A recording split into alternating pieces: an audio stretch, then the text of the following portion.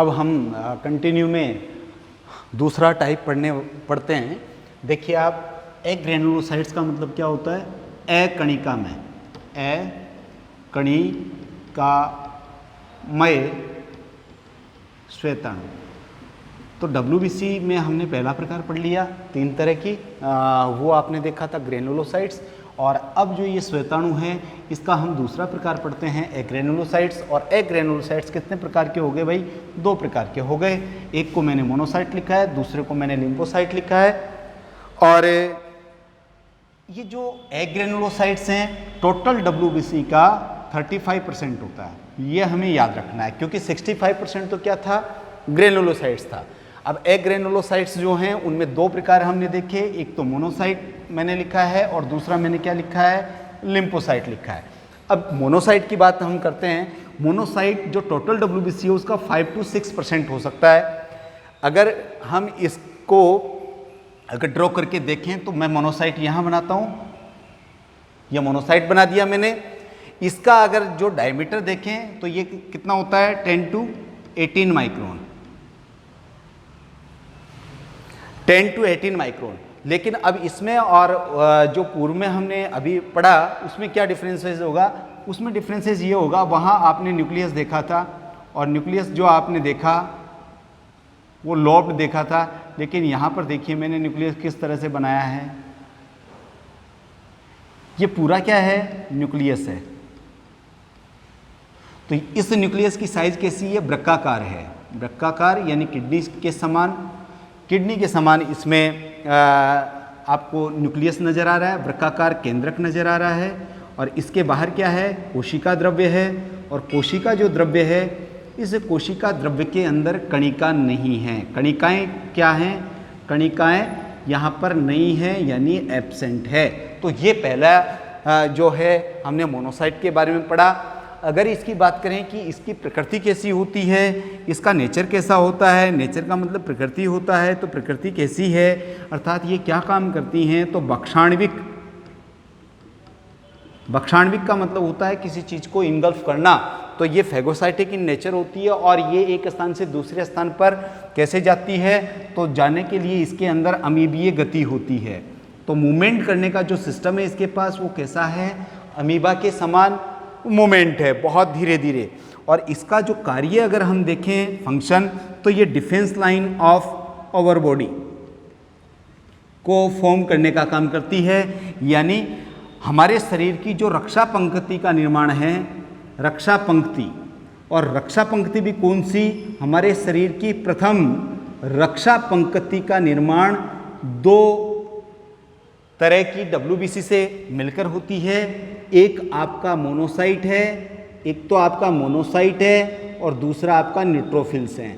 तो हम ये कह सकते हैं कि हमारे बॉडी की जो फर्स्ट डिफेंस लाइन है उसको बनाने का काम कणिका में और अकणिका में दोनों प्रकार की WBC से होता है। जो स्पेसिफिक ग्रेनुलोसाइट एग्रेनुलोसाइट्स है वो न्यूट्रोफिल्स और मोनोसाइट्स हैं। तो ये दोनों मिलकर के हमारी बॉडी की रक्षा पंक्ति का निर्माण करती हैं। अब हम देख लेते हैं दूसरे प्रकार का, जिसे कि लिम्फोसाइट्स कहते हैं। और लिम्फोसाइट्स जो है टोटल WBC का 30% होगा। और मैं एग्रेनुलोसाइट्स की बात करूं जो टोटल 35 है, उसमें से 5 to 6 ये हो गया, तो 30% ये बच गया। अगर न्यूक्लियस की बात करें तो इनकी साइज भी कैसी होगी? लार्ज होगी। और इनका जो न्यूक्लियस होगा बहुत बड़ा होगा। और किस तरह का होगा? ये होगा ओवुलर होगा, यानी अंडाकार होगा। ये केंद्रक कितना बड़ा है? ये पूरा केंद्रक है भाई, इसमें ये केंद्रक है। तो बाहर क्या है? बाहर क्या है? बाहर इसके कोशिका द्रव्य है। क्या है? कोशिका द्रव्य। लेकिन कोशिका द्रव्य जो दिख रहा है वो वलयाकार है। वलयाकार, ऐसा लग रहा है कि इस ओवुलर न्यूक्लियस के चारों तरफ एक रिम है, एक रिंग बन गई है। और वो रिंग किससे मेडअप है? साइटोप्लाज्म में मेडअप है। तो हम साइटोप्लाज्म को वलयाकार संरचना में देख पा रहे हैं। यहाँ पर न्यूक्लियस को हम ओवुलर शेप में देख पा रहे हैं, बहुत बड़ा है। लेकिन इसकी विशेषता जो मोनोसाइट से अलग बनाती है इसको, इसमें जो गति होगी वो अमीबीय गति कम होगी। लेस मूवमेंट मैंने लिखा है, तो कम अमीबीय गति देखने को मिलती है। और अगर इसकी नेचर की बात करें तो जैसे मोनोसाइट फेगोसाइटिक नेचर थी, लेकिन ये भक्षाणविक कार्य नहीं करती हैं, ये सीधा लड़ने का काम करती है, किसी एजेंट को खाती नहीं है, इनगल्फ नहीं करती। और इसका अगर फंक्शन देखिए कार्य क्या है, तो कार्य है सीरम ग्लोब्युलिन का निर्माण करना। और ये सीरम ग्लोब्युलिन ही आगे चलकर क्या बनाती है, एंटीबॉडी बनाती है। और एंटीबॉडी जो है यानी प्रतिरोधी जो है वो प्रतिजन को मारने का काम करती है। तो हम ये कहें कि रोगों से जो रोगाणु हैं उनको मारने की जो मशीनरी तैयार की जाती है वो लिम्फोसाइट्स के द्वारा की जाती है। लेकिन यहाँ आपको एक बात और देखनी चाहिए कि जो लिम्फोसाइट्स हैं इनके भी प्रकार होते हैं। लिम्फोसाइट्स जो हैं ये इसके दो प्रकार होते हैं। पहले प्रकार है स्मॉल यानी छोटे साइज के लिम्फोसाइट, स्मॉल लिम्फोसाइट हो गए एक तो, और दूसरा जो है वो है लार्ज लिम्फोसाइट। तो हम लिम्फोसाइट को भी दो तरह से देख पा रहे हैं, एक बड़े होते हैं, एक छोटे होते हैं।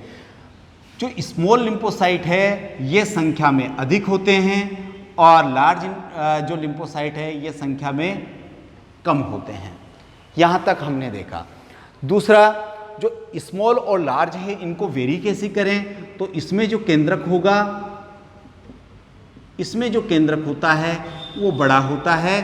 तो इसमें केंद्रक कैसा होगा, इसमें जो केंद्रक होगा भाई वो कैसा होगा, छोटा होगा। जब इसमें छोटा है तो कोशिका द्रव्य क्या होगा, कोशिका द्रव्य जो है अधिक होगा। और ऊपर जो आपने देखा इसमें जो कोशिका द्रव्य होगा, कोशिका द्रव्य वो बहुत कम होगा। और बहुत कम होने के बाद वो कैसे नजर आएगा, वलयाकार नजर आएगा। जो स्मॉल लिम्फोसाइट्स हैं, जो स्मॉल लिम्फोसाइट्स है या सूक्ष्म लिम्फोसाइट्स हैं, ये इसमें दो तरह की सेल्स मिलती हैं, दो तरह की सेल्स मिलती हैं। एक सेल्स को हम बी सेल्स कहते हैं और दूसरी सेल्स को टी सेल्स कहते हैं। अर्थात ऐसी कोशिकाएं या ऐसे लिम्फोसाइट्स जो बोन मैरो में जाकर के मैच्योर होंगे वो बनाएंगे बी लिम्फोसाइट्स, बी लिम्फोसाइट। और जो थाइमस ग्लैंड में जाकर के मैच्योर होंगे वो बनाएंगे आपके टी लिम्फोसाइट्स। तो दो तरह के लिम्फोसाइट हो गए, स्मॉल वाले बी लिम्फोसाइट और टी लिम्फोसाइट्स।